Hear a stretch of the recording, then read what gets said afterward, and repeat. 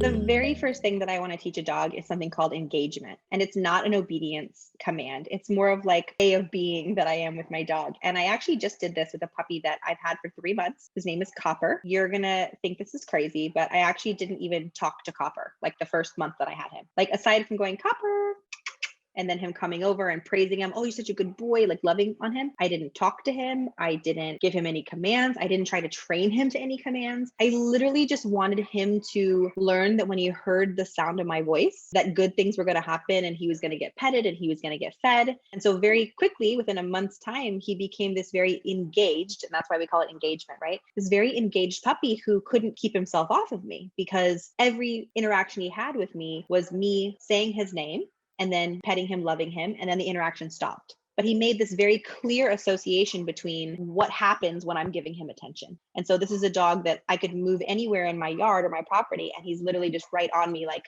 wagging his tail, wanting to engage with me. And there could be dogs running, playing, other things happening. It doesn't matter because I really kind of made him work for my attention, right? Where he goes, man, like I want to get her attention. That's great. And if people can focus on engagement being the first thing they do when they're developing a relationship with their dog, the mechanics of obedience training are so much easier than engagement. People tend to do that in reverse. They train the obedience first and they go, oh, well, he doesn't listen. He's so distracted. And I say, well, because you didn't spend any time teaching him engagement. He finds no value in even being with you. That's the harsh reality that a lot of people face with their dog, right? Like he doesn't even want to be with you. He can sit down, stay, come, but then he wants to leave because he doesn't want to be with you. So that first 30 days, when you have a new dog, first thing you should be focusing on is just engagement, just spending time with the dog, praising him for being near you, and keep your dog hungry for wanting that interaction. Don't just give away so much love and attention that the dog goes, man, I can get that whenever I want.